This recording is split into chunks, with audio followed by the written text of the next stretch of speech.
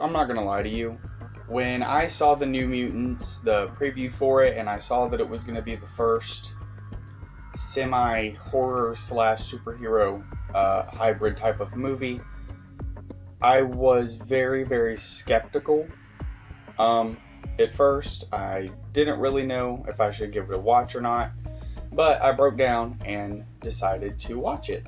So these are my immediate thoughts on the New Mutants. This is spoiler free, so I'm not going to ruin it because I know it's still a fairly new movie, so I'm not going to give you any spoilers, but I am going to tell you the things that I liked and disliked about this movie and what horror aspects I think worked and what kind of didn't. So here we go, let's dive into the New Mutants.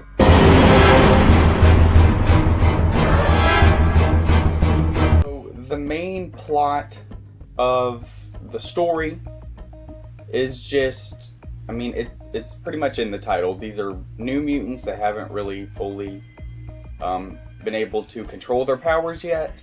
So they're in this facility. It's a group of 5, the main one being Danielle, aka Danny, and she's still trying to learn her power.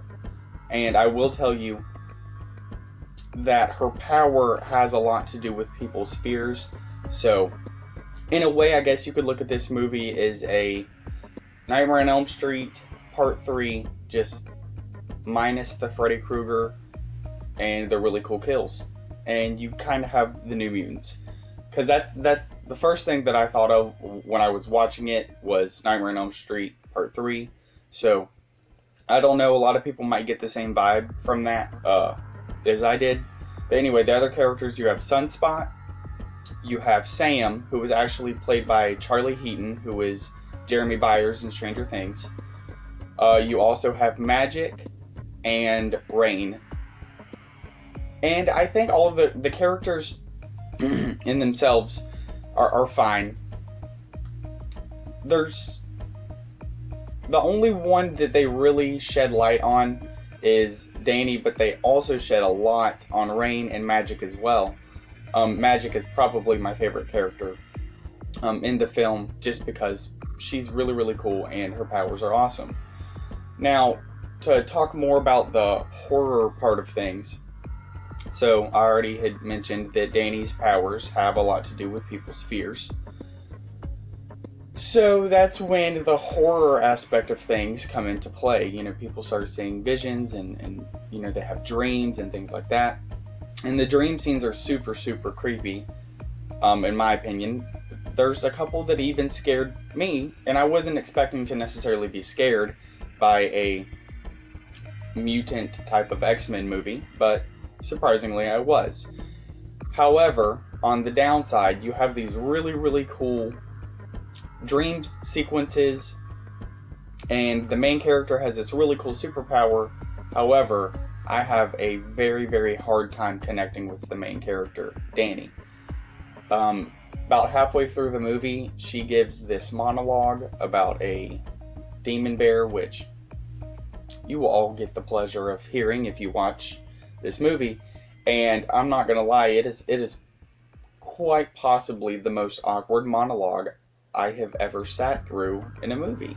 It felt so out of place, enough to where for that moment in time it really did take me out of the movie, because it just, you had a really dark movie and then a super inspirational type of story, and it just did not mesh well, for me anyway. I will say that I forgot what they're called, the smiling dudes in the dream. I just watched this movie, so I haven't even watched it twice, so I'm not going to be too amazing with the names, but they were in the trailer. Those things are super cool, super creepy in my opinion. When I saw it in the trailer, it reminded me of Silent Hill, and that's part of the reason why I ended up watching the film anyways, because I like Silent Hill. They're not in there as much as they're led on to. This movie isn't bad. I personally don't think it lived up to the hype that was behind it. It's not a super intricate story. It's very cut and dry. And that's okay, It's just, if you're going to put this much hype behind a movie, I just wish there would have been more depth to the story than just focusing on this one girl's powers, and that's pretty much it. I don't know. This is not your typical mutant movie for sure. It is not laid out the same as an X-Men movie or even any other movies in the Marvel Cinematic Universe. If this is their first go with horror / fantasy as far as Marvel is concerned, I definitely think it's the right step. I just think it needs to be trimmed up a little bit. I mean, yeah, the characters, they had really strong characters, and even the powers that the characters have are not typical mutant powers. They're very dark, and, they're used in such a manner. But then you have just this really weak main character, in my opinion, and it just kind of muddles everything, and everything just gets really watered down from there. Also, another thing to just look out for when watching this movie is it moves pretty fast. It is not a slow-paced movie at all.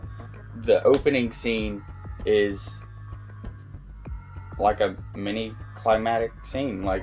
There's no easier way into it. You enter the movie and it's already just kind of stuff's hitting the fan. So you just kind of have to buckle up and ride it out. I will say, make sure your volume is turned up, because I had a lot of time hearing some of the dialogue even though I would turn it up. It's just because they talk really, really low in some of these parts. I don't know why dark movies like that, like anytime there's a monologue or dialogue between characters, it's always super quiet, and then the action or horror scenes are super loud. So I will give you the full disclosure that definitely pay attention throughout the movie. It doesn't really slow down, and you kind of have to keep up with each person's fears and things like that, and they are slowly spoken about throughout the film. So you don't really have to worry about a lot of jump scares like in typical horror movies. It is horror, but I don't really know how I would categorize the horror. I guess because this is the first movie I've seen that has horror intertwined into a superhero movie, it's kind of difficult for me to place. It's not necessarily I wouldn't consider it sci-fi, because it doesn't give me that sci-fi feel to it. It's not like, an Alien or a Predator or anything like that. It's a whole different type of movie. So, I recommend it. I definitely think you should watch it for yourselves. Don't listen to the critics or the reviews, because, perfect example, it has a 35% on Rotten Tomatoes and a 43% on Metacritic. So I personally wouldn't listen to that. I would watch it for yourself and formulate your own opinion, because I thoroughly think it was a fairly decent first go at intertwining horror into, this other subgenre. So I definitely think that when they do Doctor Strange Part 2, I think that we're going to see a lot more of horror, and probably a lot more refined, considering that Doctor Strange is a little bit different than New Mutants. So fingers are crossed for that. But definitely give this a watch. Even if you're not really big into horror, you should still watch it, because it's a really good superhero movie either way. So I guess this would not really be considered, I'm considering it a scary movie because it's my channel and I can do what I want. So just remember, you keep watching scary movies or superhero movies, and who knows, maybe I'll talk about both of them. Maybe they'll put them together. You never know.